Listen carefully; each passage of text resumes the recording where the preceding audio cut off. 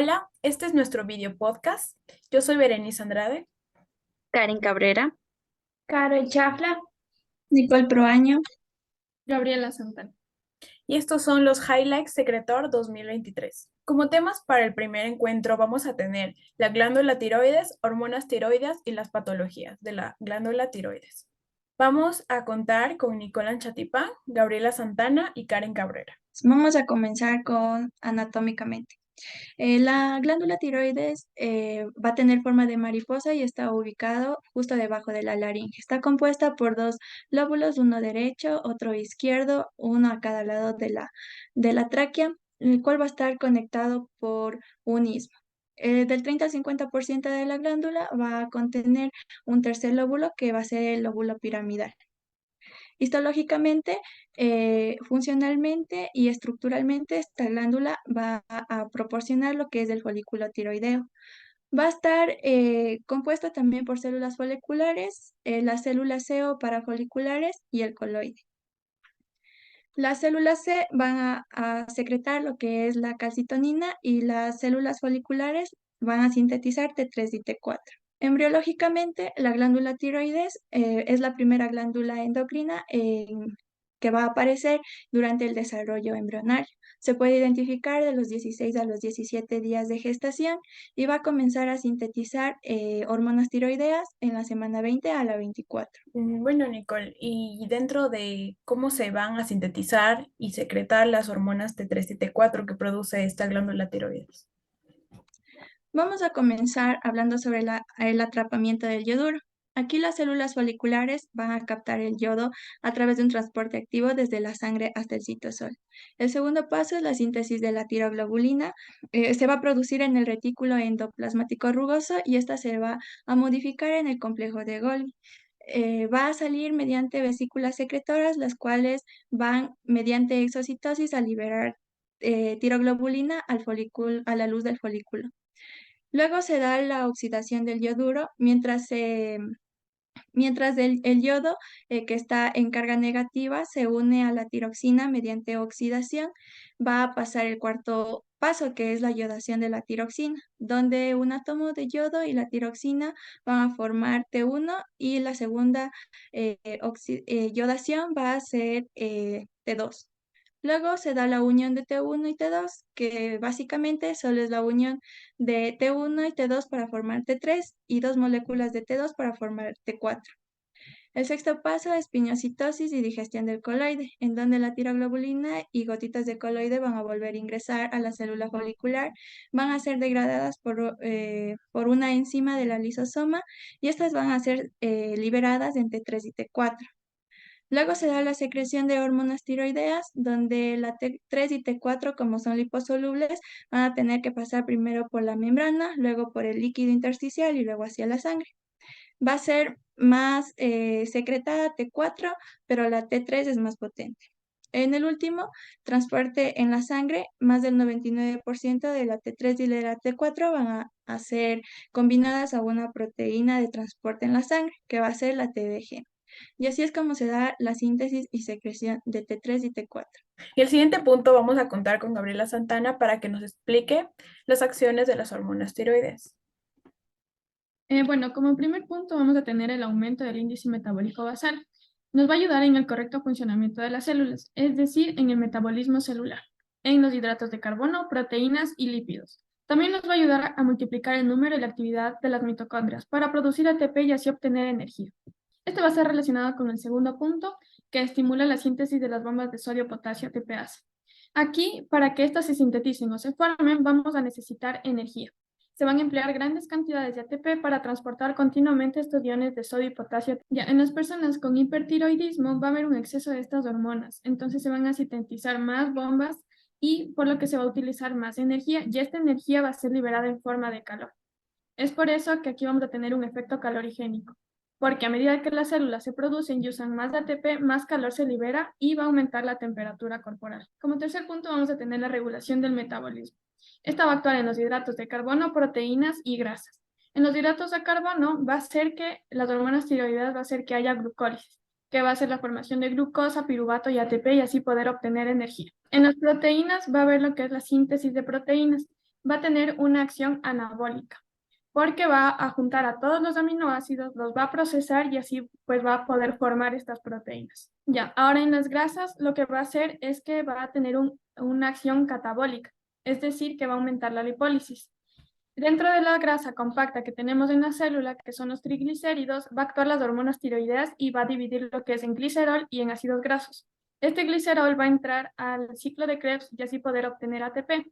Y los ácidos grasos pues ya se van a poder utilizar directamente. Como cuarto punto vamos a tener la potencia de algunas acciones de las catecolaminas. Como sabemos que son la adrenalina y noradrenalina porque aumentan la actividad del sistema nervioso simpático, aumentando el número de los receptores beta-adrenérgicos en el músculo cardíaco. Entonces, como consecuencia de esto, vamos a tener que aumentan la fuerza de contracción y velocidad de conducción, lo que nos va a llevar a un aumento de volumen sistólico en las personas hipertiroidismos. Como quinto punto vamos a tener que junto con la hormona de crecimiento y la insulina, la hormona tiroidea tiene una importancia extrema en el desarrollo neurológico normal y formación adecuada del tejido óseo del feto. Cuando la madre durante el embarazo no consume el yodo y tiene esta deficiencia de las hormonas tiroideas, el feto va a tener lo que se llama cretinismo, que es una deficiencia de las hormonas tiroideas durante el desarrollo fetal, causando retardo mental grave e impidiendo el crecimiento óseo. Bueno, Gaby nos ha mencionado sobre hipertiroidismo, hipotiroidismo, pero Karen, ¿nos puedes hablar sobre esto? ¿Qué son estas patologías de la glándula tiroides? Bueno, vamos a empezar con lo que es el hipotiroidismo. Se refiere al exceso de hormona tiroideas en el cuerpo. Principalmente en esta se menciona a lo que es la enfermedad de Graves. Y en esta va a causar lo que son los bocios nodulares. Esto hace referencia a lo que es el aumento del tamaño de la glándula tiroides. Y algunos factores de riesgo van a ser en sexo femenino, mayor de 60 años, también cirugía de tiroides, antecedentes familiares como es la diabetes tipo 1 y anemia. Eh, Como podemos ver, aquí va a haber una intensa retroalimentación negativa, es decir, que la T3 y la T4, al estar aumentadas, va a disminuir lo que es la TSH y también lo que es la TRH. Bueno, tenemos también a lo que es el hipotiroidismo. Por el contrario, este va a ser la hiposecreción de la hormona tiroidea en el cuerpo, es decir, que va a haber niveles bajos de la hormona T3 y la T4. Las principales causas en esta se va a mencionar a lo que es la enfermedad de Hashimoto. Una de las causas va a ser la resección quirúrgica de la tiroides, el tratamiento radiactivo y la tiroides congénita. Como podemos ver aquí, el yodo en la dieta va a disminuir, entonces la T3 y la T4 por ende van a disminuir. Entonces va a aumentar la TSH y la TRH. Por el contrario, en esta va a haber disminución de la retroalimentación negativa. En el hipotiroidismo podemos presentar el hipotiroidismo primario, el secundario y el terciario. El primario principalmente va a afectar a lo que es la glándula tiroides, entonces va a haber disminución de T3 y T4, pero va a estar aumentada la TSH. En cambio, en el hipotiroidismo secundario va a disminuir, va a ser el problema en la hipófisis. Entonces va a disminuir la T3, la T4 y también la TSH. El hipotiroidismo terciario no es muy común, pero va a ser alteraciones en el hipotálamo. Bueno, Karen, y respecto al hipotiroidismo e hipertiroidismo, ¿nos podrías sintetizar cuáles son las diferencias de estos? Bueno, en el hipotiroidismo e hipertiroidismo se diferencia de acuerdo a sus signos y síntomas.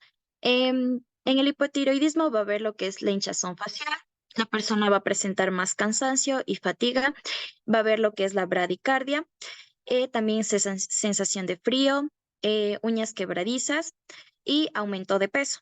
En cambio, en el hipertiroidismo va a haber lo que es la protusión ocular o lo que conocemos como ojos saltones, el nerviosismo, la taquicardia, que es la frecuencia cardíaca más rápida, el calor, sudoración, temblor y temblor de manos y disminución de peso.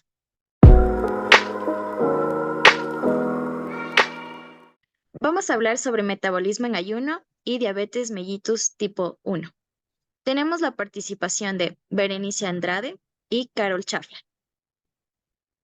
Hablando sobre el metabolismo en ayuno, vamos a tener que se va a tratar de la homeostasis de la glucemia. Esto para tener la glucemia en niveles normales para que nuestro cuerpo pueda funcionar de la manera correcta. Primero, a mí como estudiante de primer semestre me sorprendió lo importante que era la glucosa para que nuestro cuerpo funcione, principalmente para nuestro sistema nervioso y nuestro cerebro. Pues yo siempre he tenido el concepto de que la glucosa solo tenía que ver con la diabetes. Entonces, para regular esta homeostasis, vamos a tener dos vías. Vamos a tener que el cuerpo va a producir más glucosa o va a tener vías alternas para poder obtener energía. Por ahora nos vamos a concentrar en qué va a hacer para producir más glucosa. Como estoy en un estado de ayuno, no voy a tener glucosa de mi alimentación. Entonces, mi cuerpo va a comenzar a producir glucosa de otras maneras o a obtener glucosa de otras vías. Principalmente voy a tener la glucogenólisis, que se va a dar en el hígado, y esta va a ser el rompimiento del glucógeno en glucosa para que esta sea la fuente de energía. Pero cuando esto se acaba, necesito buscar nuevas vías. Entonces, ahora me voy a ir con el tejido adiposo de mi cuerpo y voy a generar la lipólisis, que va a ser el rompimiento de los triglicéridos en ácidos grasos libres y en glicerol. El glicerol me va a servir para la gluconeogénesis, que es la gluconeogénesis es la generación de glucosa a partir de sustratos diferentes de los hidratos de carbono. Y también voy a tener la proteólisis, que va a ser la degradación de la proteína de mis músculos en aminoácidos, de los cuales algunos, como la alanina, me van a servir para ir al proceso de la gluconeogénesis. Ahora hablando de la diabetes mellitus tipo 1, vamos a tener que este va a ser como un constante estado de ayuno. Ya mi compañera les explicará el por qué. Acordémonos que la insulina se va a producir en el páncreas de mi cuerpo. El páncreas de manera histológica va a tener islotes de Langerhans, en los cuales en sus células beta se va a dar la producción de insulina. Pero ¿qué pasa cuando tengo diabetes mellitus tipo 1? Va a ser principalmente causada por una enfermedad autoinmune, la cual va a comenzar a destruir estas células beta. Y al destruir estas células beta, voy a hacer que se produzca poco o casi nada de insulina. Cuando tengo poca insulina, aunque yo tenga glucosa, no voy a poder usarla de la manera que yo debo. Y esta no me va a funcionar para producir energía. La glucólisis, que es la producción de energía a partir de glucosa, no va a actuar como debe y se va a dar principalmente una hiperglucemia en el cuerpo y otros efectos malos para el cuerpo que mi compañera Carol les explicará. Gracias, Bere. Yo les voy a explicar sobre la fisiopatología de los pacientes que tienen diabetes mellitus tipo 1. Entre los signos y síntomas más característicos tenemos la glucosuria, poliuria, polidipsia, pérdida de peso, polifagia y cetoacidosis. Como dijo Berenice, en la diabetes mellitus tipo 1 no tenemos insulina, y como no tenemos insulina van a entrar a actuar las hormonas contrarreguladoras. La principal, el glucagón, acompañada de la adrenalina, del cortisol y la hormona de factor de crecimiento. Entonces, acá tenemos dos procesos que Berenice ya explicó, que son parte del metabolismo de ayuno, porque tener diabetes mellitus tipo 1 es básicamente cuando el cuerpo entra en un estado aparente de ayuno.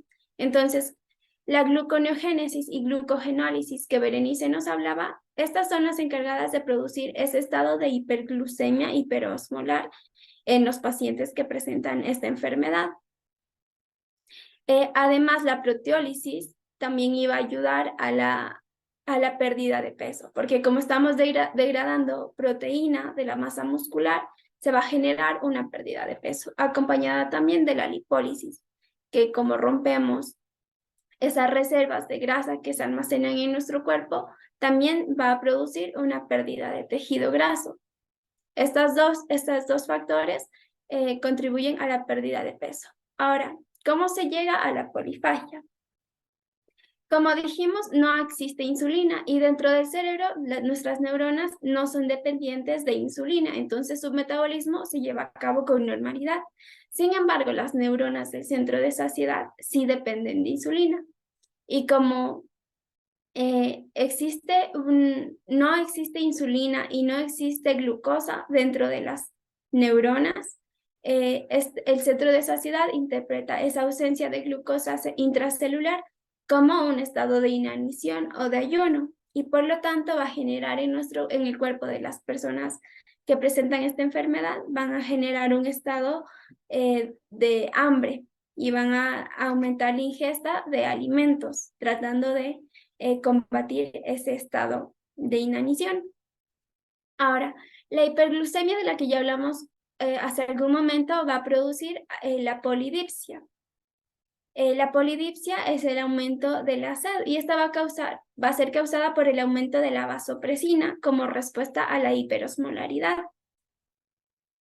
Además de esto, la hiperglucemia va a producir que el umbral del riñón, del túbulo distal del riñón, llegue a su límite cuando se sobrepasan los 180 miligramos por decilitro. Y cuando esto sucede, el riñón va a ser incapaz de reabsorber glucosa y la va a tener que excretar a través de la orina, produciendo la glucosuria y también la polisuria, en parte influenciada por el consumo excesivo de agua. Esta poliuria va a causar deshidratación y a causa de la deshidratación va a disminuir nuestro volumen sanguíneo y por lo tanto la tensión arterial también va a disminuir. Ahora, algo importante que sucede en el hígado también es que se produce la beta-oxidación. Esto se da mediante la degradación de las grasas y a través de este proceso que se llama beta-oxidación se van a producir cuerpos cetónicos. Cuando los cuerpos cetónicos aumentan su número en la sangre, va a reducir el pH sanguíneo y se va a producir la cetoacidosis metabólica, la cual es una de las complicaciones más graves de esta enfermedad y que deben ser tratadas oportunamente para evitar complicaciones mayores. Dinos, Carol, ¿por qué es tan importante el manejo de la cetoacidosis diabética en los pacientes que presentan diabetes mellitus tipo 1? Bueno, esta pregunta es importante y bueno, realmente cuando la cetoacidosis diabética va a ser una de las causas, o bueno, de las dos principales causas de la acidosis metabólica, acompañada del metabolismo anaerobio. Como habíamos dicho, se iba a producir una hipotensión arterial y iba a disminuir el volumen de la sangre. Entonces, lo que ocasiona eso es que el oxígeno no va a llegar de manera correcta a los tejidos periféricos. Entonces, como no existe oxígeno que no está llegando de la manera correcta, nuestro cuerpo entero va a entrar en un estado de metabolismo anaerobio. Y este metabolismo anaerobio, como ya sabemos, va a producir como producto de desecho ácido láctico. Entonces, este ácido láctico que no debería estar en la sangre, va a aumentar en la sangre produciendo una acidosis plasmática. Y esto también va a influenciar, y combinado con la cetoacidosis, que era la pregunta, la cetoacidosis, la principal complicación de la cetoacidosis es que va a alterar el pH de la sangre. Entonces va a disminuir el pH de la sangre, tornándolo ácido. Además va a alterar también los iones y los electrolitos en nuestro cuerpo. Cuando estas dos vías se combinan, pueden causar un coma diabético e incluso la muerte, debido a que lo que hacen esto es que está alterando completamente la homeostasis del cuerpo y las condiciones normales para tener un funcionamiento correcto. Entre las principales complicaciones de la acidosis metabólica es que se va a ver afectado el sistema nervioso central, debido al desequilibrio de los electrolitos y el sistema circulatorio debido a la hipoxia. Entonces también podemos ver edemas cerebrales, insuficiencia renal, ataque cardíaco, coma y muerte como las complicaciones más graves que podrían conllevar un mal tratamiento de la cetoacidosis o el no tratamiento de la cetoacidosis o la acidosis metabólica. Como estudiante de primer año de medicina, comprender desde la anatomía, la embriología, la histología, la fisiología de la glándula tiroides y cómo funciona su comportamiento y la secreción de diferentes hormonas y estas cómo son alteradas pueden producir lo que son diferentes patologías como es el hipertiroidismo y el hipotiroidismo. Respecto al estado de ayuno, como a mí, estudiante de primer semestre de medicina, influyó, me sorprende cómo nuestro cuerpo puede actuar cuando la glucosa no está a niveles que esté debe. Y cómo nuestro cuerpo es tan inteligente para producir nueva glucosa a partir de sustratos que no tengo disponibles en ese momento y buscar otros nuevos para así regular la homeostasis de la glucemia en mi cuerpo y que ésta pueda funcionar correctamente.